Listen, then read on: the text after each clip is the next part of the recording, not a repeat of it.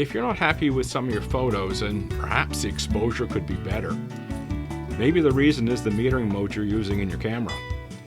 Let's take a look at these metering modes, what they'll do for you, what they won't do, and how they can make or break an image.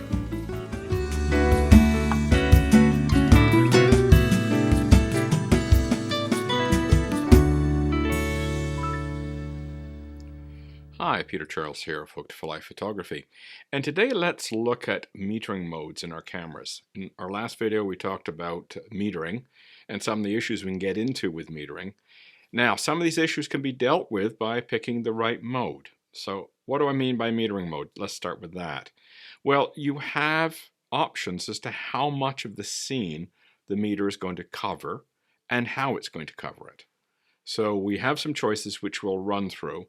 In some of these choices, they're very straightforward. The meter works just the same as all in-camera light meters have worked right back to the very first camera that had a light meter built in, reading through the lens.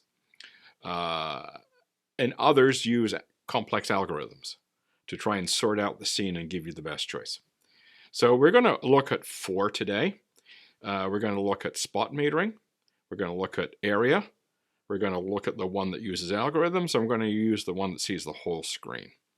And these metering modes, except for the algorithm one, as I say, has been available for decades and decades. So I've got a Fujifilm X-T3 here on my stand. And one of the good things about the X-T3 and the X-T2 is that they put a metering mode here. I think it's a 1, 2, and a 3 have the mode here. And you could actually move it with a physical switch, because if you look at cameras like this little Panasonic, you will see that the metering modes are in the menu.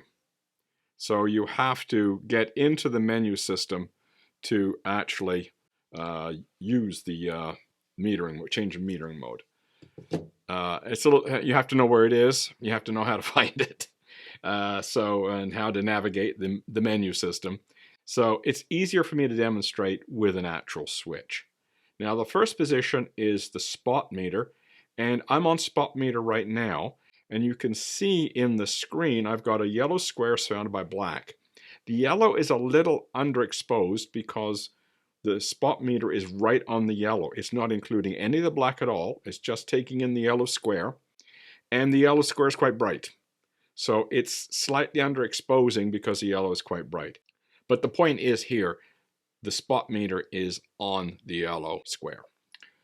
Now I'm going to move it to the next one, which is area. And what area does is it takes roughly the middle of the image and it applies more of the metering to the middle than the corners. So, it could be 2/3 weighted to the middle and 1/3 weighted to the corners, for example. It's called center weighting. And as you can see now, it's including some of the black.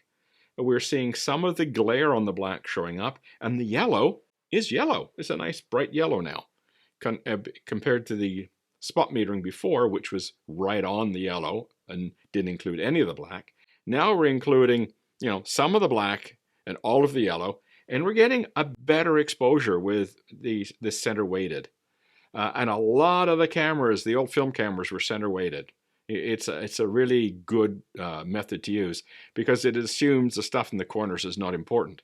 So it kind of ignores, a lot of what's in the corners. So the next one is the algorithm one, where the camera tries to figure out what's going on. And I'll switch it to algorithm. And now we're getting our blacks turning to gray. We're starting to lose a little detail in the yellow. It's a little on the bright side. Not so great. So let's go to the last one, which is we're looking at the entire frame. And that's actually slightly better than the algorithm one. The yellow is a little bit better now. We still got a lot of glare on the black, but some of the black is black, which is good. So the area is not bad. But if we had to pick one of these, I would say probably center weighted is the one I would want to use. And that looks quite good to me. So as you can see, with the 4 modes that we have in this camera, picking the right mode makes a difference in how the scene is rendered. Let's take my little point and shoot here.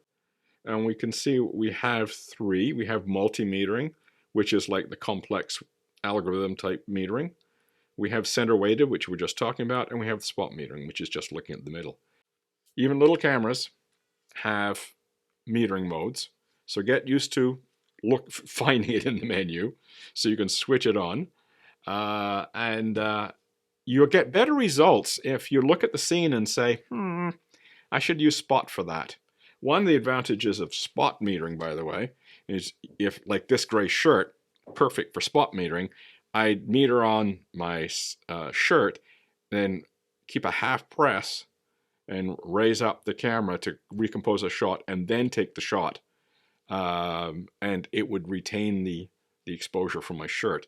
So there is also a auto exposure lock, and we can see it right here, where you can compose on my shirt, for example, being gray. It would be an excellent place to spot meter, and you get the exposure.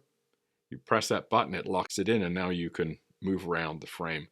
So spot metering can be very handy if you learn how to use it. You know, as I say, pick something that's medium in tonality. You know, pick that spot, lock the exposure, then recompose, and you can get a great image. If you're just shooting quickly, area works great. I'm not crazy about the ones that use the algorithm, but for a lot of basic photography, they work fine. You know, landscapes, for example, it'll work fine. And the averaging that looks at the whole thing, that works too, depending on what you're doing. So as long as you don't have a real bright hotspot somewhere in the scene, that'll work too. So, you know, keep that in mind. These cameras have metering modes. They do different things, and they can have a big effect on the quality of your image. So check them out. Cheers.